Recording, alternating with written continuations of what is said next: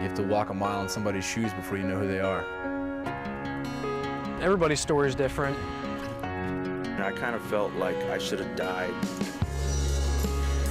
We're their next door neighbor, we're their siblings with all the same challenges. To be in their boots is to try and somehow understand what it was like. This is my story. Welcome to the premiere of In Their Boots. I'm your host, Jan Bender.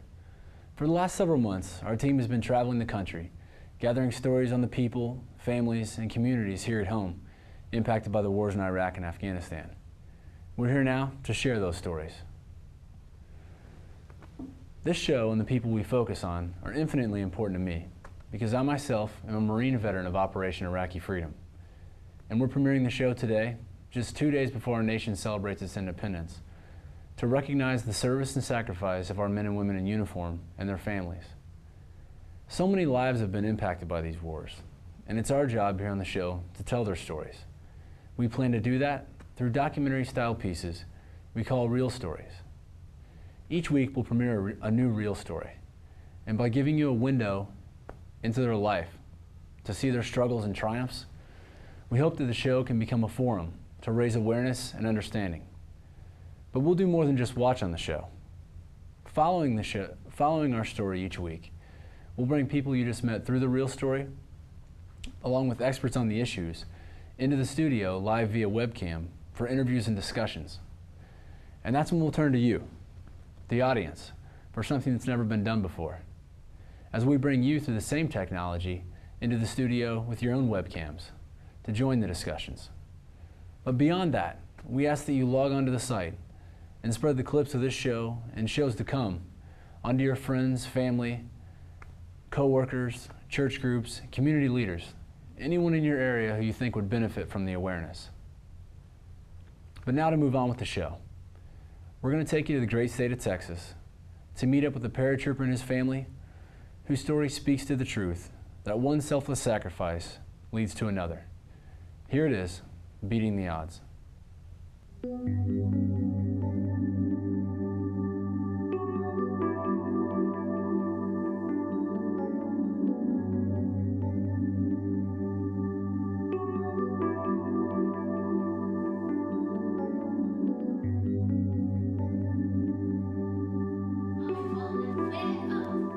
We ran our lives with a whiteboard and dry erase markers to keep everybody's schedules together. We were vibrant, healthy, run around town family with kids bailing out of minivans.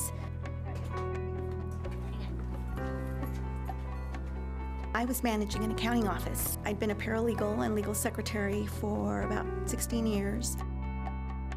I was supporting Al as a police officer's wife. Christy, at the time, our daughter, was playing softball and running cross country. And Alan, he talked about becoming a nurse or a physical therapist or personal training. But after the events of September 11th, Alan started talking about joining the military and doing something where it would help people.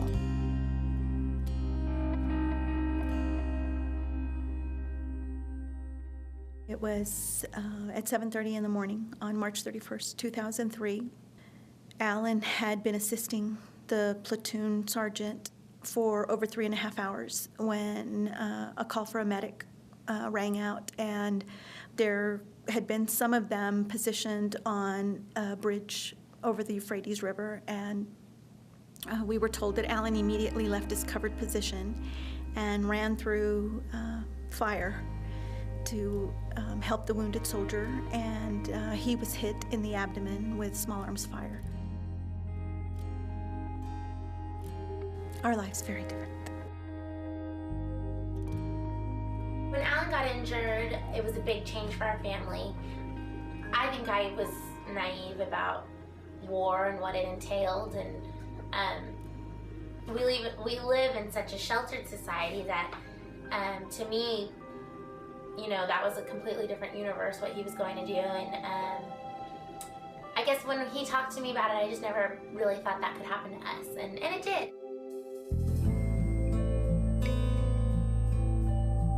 Christy was 16 years old when Alan was wounded, and so I went from being very involved on the board of parent committees and booster clubs to Christy having no mom, because we dropped everything and left for Washington, D.C. to be at Alan's bedside, and was physically gone from Christy for 9 months. And then even when Alan came back to Austin and was at the rehab center for 14 months, then I commuted from Round Rock to Austin every day. Christy gave up a lot, but we were blessed that our daughter wanted us to take care of her big brother. The time and commitment that she's put into my brother's care is awe-inspiring, and he wouldn't be where he is if it wasn't for my mom. Okay, do you have an important meeting? Yeah, with the Simpsons. Alan wasn't expected to survive, but I've always had great faith. He was expected to be bedridden, then later to spend a life in a wheelchair. But in the last few months, we've been walking on sit to stand. You need to get his face while he's doing this, because he's got a big old smile. It's the face of determination and hope. We have set up home health, occupational, physical, and speech therapy at home.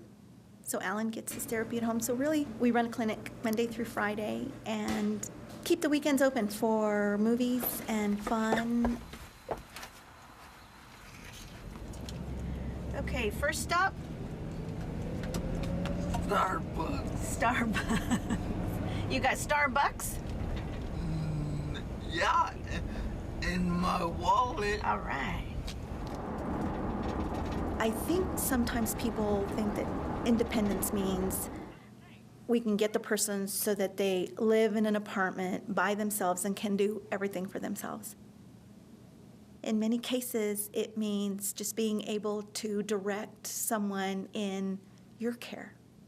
In Alan's case, for the first 2.5, 3 years of his journey, Al and I were his voice, and we would have to explain to somebody what they needed to do to get him out of his wheelchair, or we would do it ourselves. A new challenge for a 5'1" mom and, 5'8" son.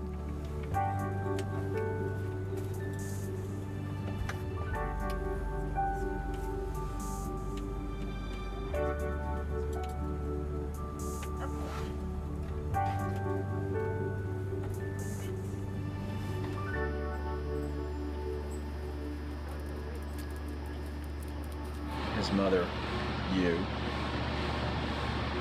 managing that care.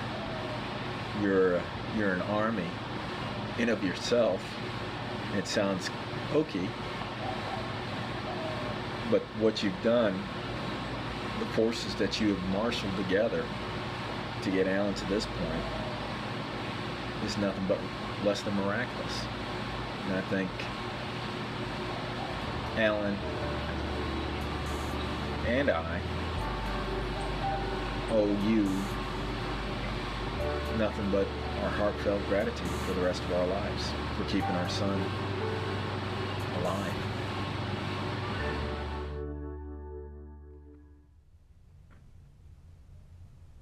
When we come back, we're going to talk with Rosie Babin here live in the studio, and also turn to you, the audience, for your questions. So get them ready, and we'll be back here in just a minute. Stick around.